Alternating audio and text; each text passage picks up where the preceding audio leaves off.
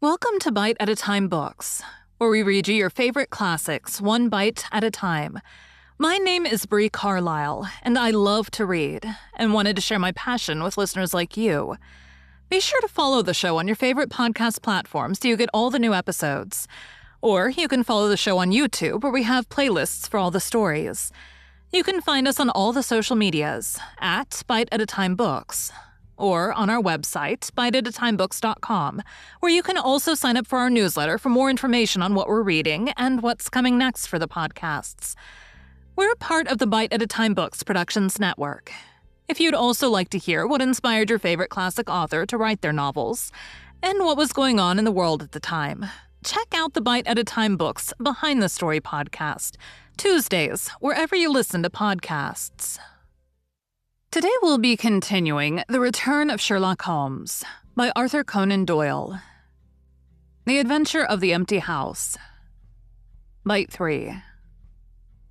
I had imagined that we were both bound for Baker Street, but Holmes stopped the cab at the corner of Cavendish Square.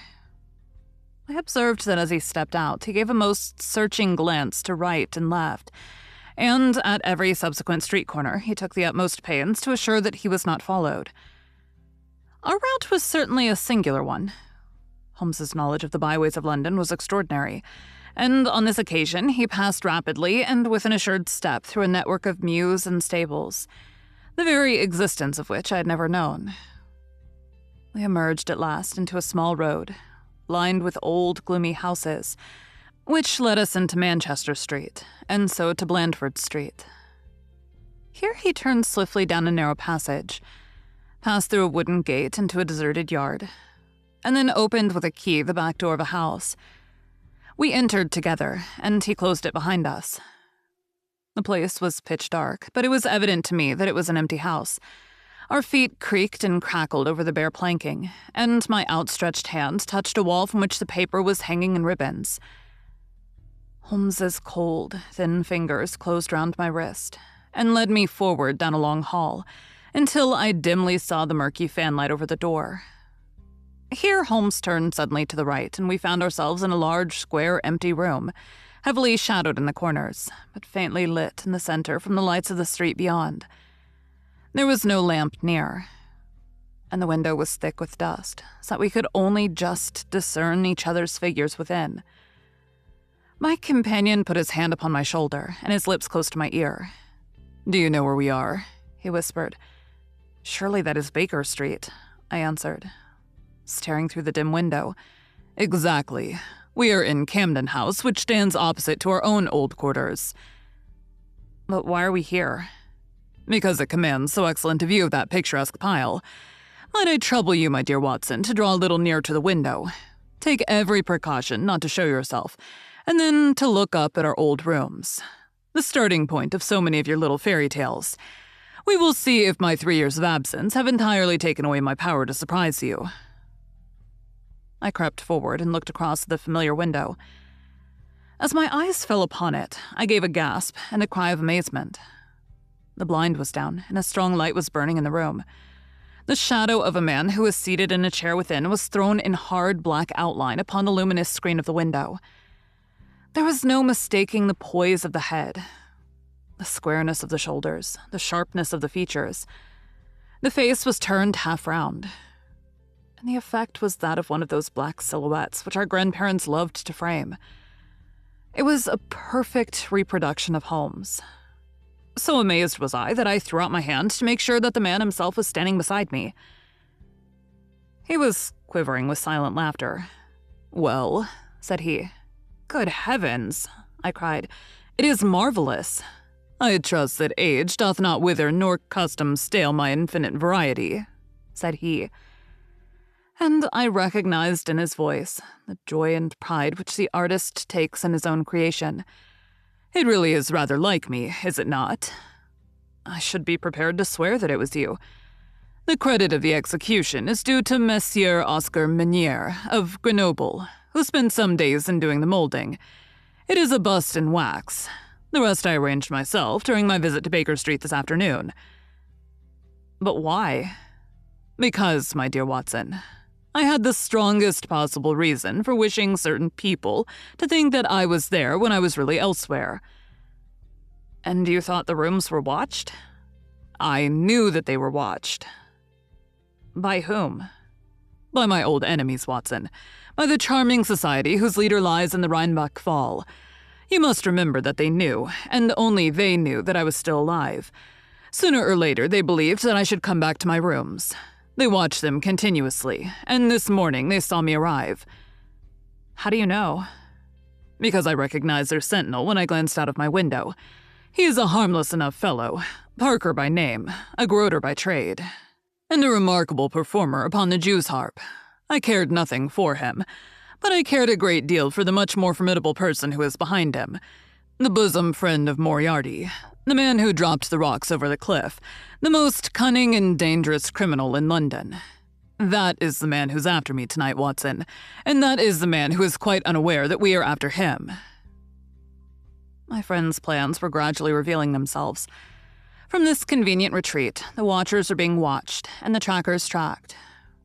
That angular shadow up yonder was the bait, and we were the hunters. In silence, we stood together in the darkness and watched the hurrying figures who passed and repassed in front of us. Holmes was silent and motionless, but I could tell that he was keenly alert, and that his eyes were fixed intently upon the stream of passers-by. It was a bleak and boisterous night, and the wind whistled shrilly down the long street. Many people were moving to and fro, most of them muffled in their coats and cravats. Once or twice it seemed to me that I had seen the same figure before, and I especially noticed two men who appeared to be sheltering themselves from the wind in the doorway of a house some distance up the street. I tried to draw my companion's attention to them, but he gave a little ejaculation of impatience and continued to stare into the street. More than once, he fidgeted with his feet and tapped rapidly with his fingers upon the wall. It was evident to me that he was becoming uneasy, and that his plans were not working out altogether as he had hoped. At last, as midnight approached and the street gradually cleared, he paced up and down the room in uncontrollable agitation. I was about to make some remark to him when I raised my eyes to the lighted window, and again experienced almost as great a surprise as before. I clutched Holmes's arm and pointed upward. "The shadow is moved," I cried. It was indeed no longer the profile, but the back, which was turned towards us. 3 years had certainly not smoothed the asperities of his temper or his impatience with a less active intelligence than his own. "Of course it has moved," said he. "Am I such a farcical burglar, Watson, that I should erect an obvious dummy and expect that some of the sharpest men in Europe would be deceived by it? We have been in this room 2 hours, and Mrs. Hudson has made some change in that figure 8 times, or once in every quarter of an hour. She works it from the front so that her shadow may never be seen. Ah." He drew in his breath with a shrill, excited intake. In the dim light, I saw his head thrown forward, his whole attitude rigid with attention. Outside, the street was absolutely deserted. Those 2 men might still be crouching in the doorway, but I could no longer see them. All was still and dark, save only that brilliant yellow screen in front of us with the black figure outlined upon its center. Again, in the utter silence, I heard that thin, sibilant note which spoke of intense, suppressed excitement. An instant later, he pulled me back into the blackest corner of the room, and I felt his warning hand upon my lips. The fingers which clutched me were quivering. Never had I known my friend more moved, and yet the dark street still stretched lonely and motionless before us. But suddenly I was aware of that which his keener senses had already distinguished. A low, stealthy sound came to my ears, not from the direction of Baker Street, but from the back of the very house in which we lay concealed. A door opened and shut. An instant later, steps crept down the passage, steps which were meant to be silent, but which reverberated harshly through the empty house. Holmes crouched back against the wall, and I did the same, my hand closing upon the handle of my revolver. Peering through the gloom, I saw the vague outline of a man, a shade blacker than the blackness of the open door. He stood for an instant, and then he crept forward, crouching, menacing into the room. He was within 3 yards of us, this sinister figure, and I had braced myself to meet his spring before I realized that he had no idea of our presence. He passed close beside us, stole over to the window, and very softly and noiselessly raised it for half a foot. As he sank to the level of this opening, the light of the street, no longer dimmed by the dusty glass, fell full upon his face. The man seemed to be beside himself with excitement. His 2 eyes shone like stars, and his features were working convulsively. He was an elderly man with a thin, projecting nose, a high, bald forehead, and a huge, grizzled mustache. An opera hat was pushed to the back of his head, and an evening dress shirt front gleamed out through his open overcoat. His face was gaunt and swarthy, scored with deep, savage lines. In his hand, he carried what appeared to be a stick. But as he laid it down upon the floor, it gave a metallic clang. Then from the pocket of his overcoat, he drew a bulky object, and he busied himself in some task which ended with a loud, sharp click, as if a spring or bolt had fallen into its place.